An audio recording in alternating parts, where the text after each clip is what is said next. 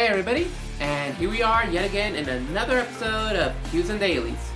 And sadly, here in good old Southern California, we are still not quite ready to fully open up yet, which means no movie theaters yet, which means that summer blockbusters are still a thing of 2019. Yep. But in the meantime, I mean, streaming services playing their hit that would have been in the theaters at home, it's still pretty nice and cozy, so you know, I mean, continue to do what you can, movie lovers out there. Sit at home, enjoy some candy, popcorn, drinks, and just your own quiet comfort zone, you know? No cell phones, none of that, so I guess it's not as bad as you sound, especially if you're introverts. What I do miss, however, for sure, it's the marvelous Marvel films that would just premiere during the summer and everybody would just get so freaking like energetic wanting to go see it. Man guys, just reminisce a little bit, you know, remember that moment, Avengers assemble. Man, it's moments like that I wish we were back in 2019, you know. Yeah, it's without a doubt that the MCU films have been dominating the cinema for over the past decade, you know? And man, once all of this goes back to the way it was, we'll be back in those theaters, assembled, and enjoying those movies like we used to back in no time, everybody. Speaking of streaming services and MCU films, one film that I am looking forward to that is going to premiere on Netflix, it stars Chris Hemsworth, Thor himself, portraying the pro wrestling legend Hulk Hogan. Now, if you guys have been following him along, you'll see that Chris Hemsworth has been preparing for this role very rigorously, only the way he can, by just getting bigger and exploring the pro wrestling world. So I am really looking forward to how he brings the Hulkster to life on the binge screen, you could say. Looking forward to that. Brother! So in case you guys haven't guessed it yet, with the whole talk of Marvel and Chris Hemsworth, and the fact that it's going to be a rainy weekend today here in the City of Angels, today on this episode we are going to be talking about my personal favorite MCU film, Thor Ragnarok. So I just gotta talk a little bit about why this is personally my favorite MCU film, you know?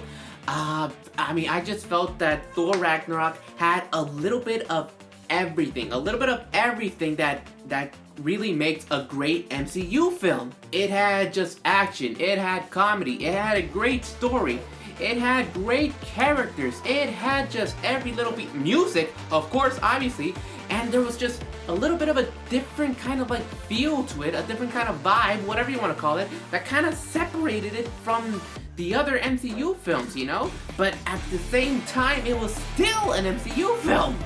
And this is, if anything, this is mostly because of the involvement from the main man, the director himself, Taika Waititi. I love this man. If you guys have gotten a chance to, you know, see his other works and just see him in interviews and stuff like that, I mean, you start to see that, like, he's just got such an eccentric personality, and boy, does he really show it in this film.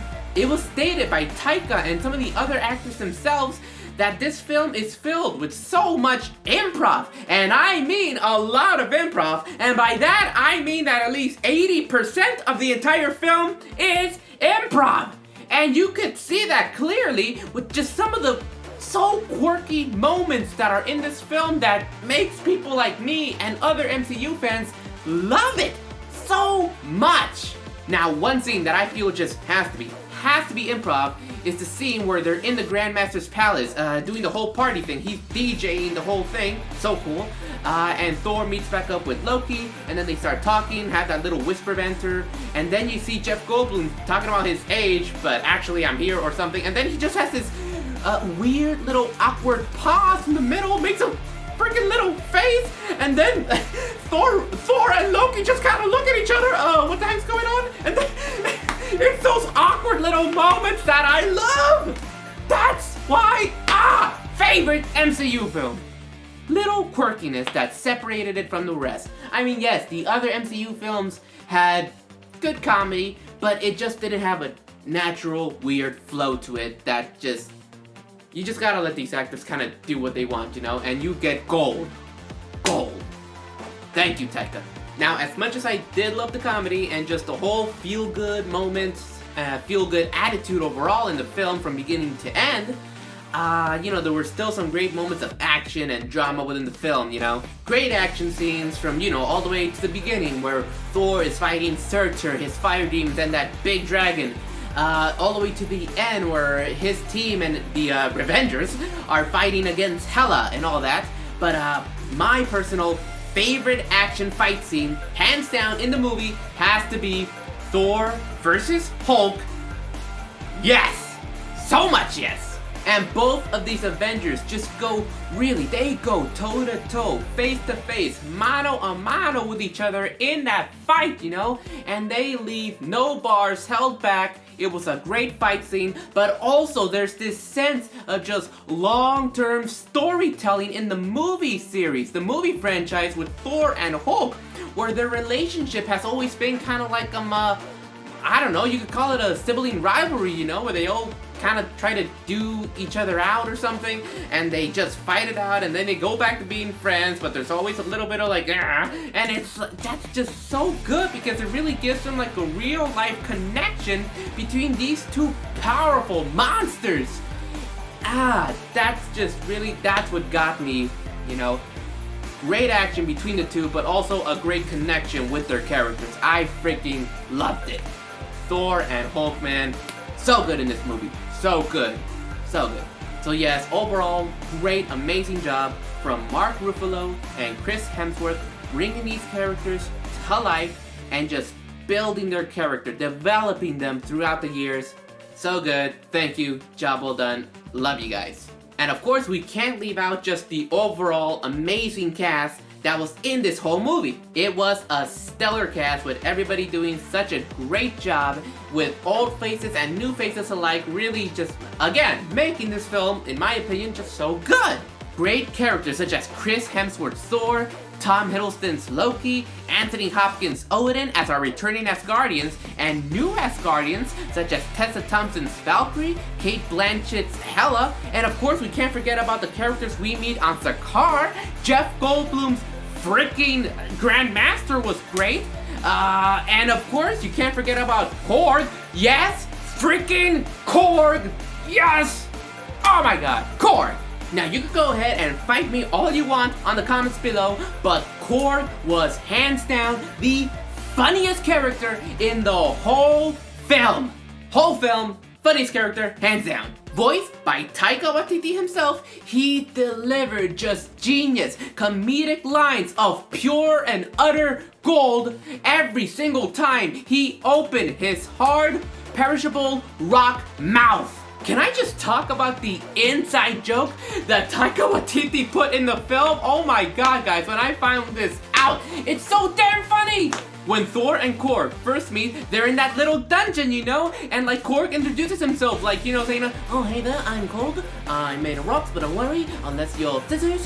I love that, by the way! And from there, the rock, paper, scissors joke starts. You see, you got Korg, who tried to start a revolution, but didn't give out enough pamphlets.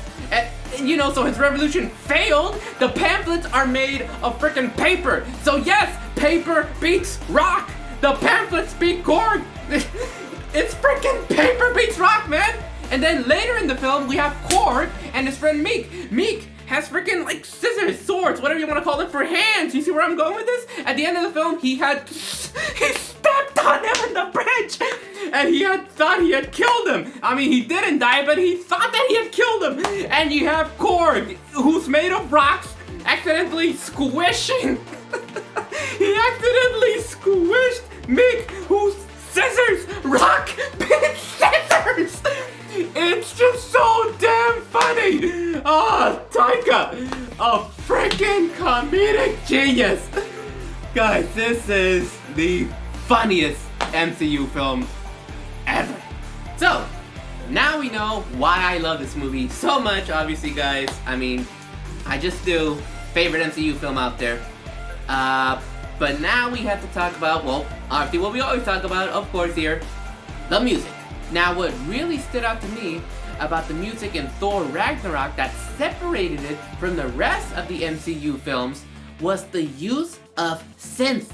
Now, many of these MCU films have incorporated the heroic sounding orchestral pieces by composers, the likes of like Elfman and Silvestri and Giacchino, just to name a few. But Ragnarok's score was different from the rest of the MCU films at this time because it just sounded so different from the traditional stylings previously mentioned that other MCU film composers were just doing, you know? It just really stood out.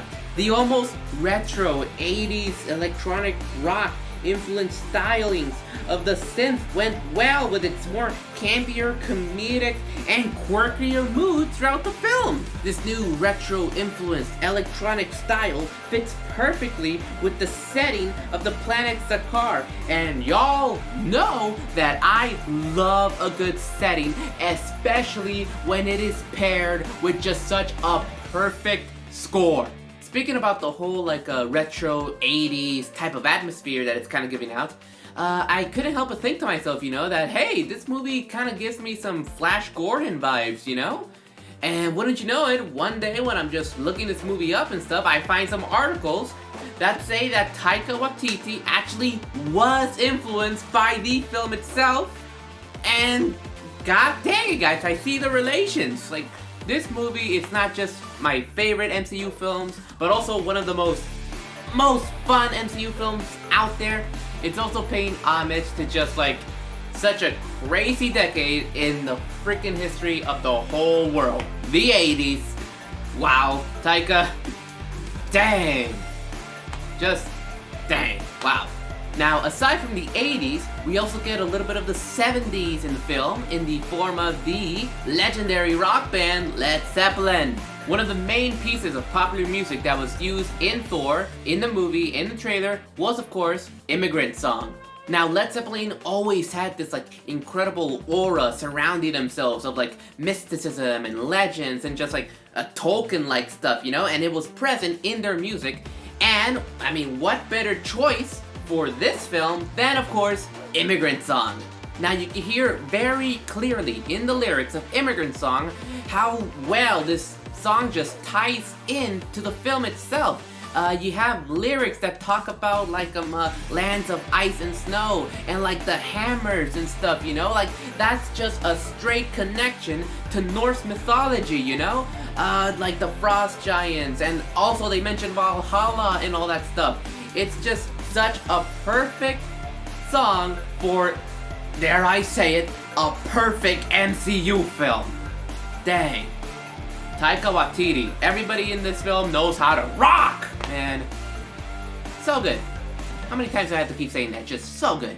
And so guys, that concludes yet another episode of Q's and Dailies. And honestly, yeah guys, this was just kind of a video of me geeking out over Thor Ragnarok and its music and all that stuff. But hey, again, it's just such a good film, my favorite MCU film, and such a great soundtrack, you know? And yes, like you, I also miss the MCU films, like getting to see them in the actual theaters, but hey, that'll come back soon. But in the meantime, you know, let's just enjoy whatever there is on Disney Plus, you know? You got WandaVision, the new series, that's doing pretty good. And then you got other shows that are bound to come out, Falcon and the Soldier. Really looking forward to that. And you got all the other, like, MCU films in their library. So, you know, just enjoy what we can, you know? And so, again, guys, once again, I will see you all in the next video. Keep enjoying the content, and just stay creative, as usual. Later.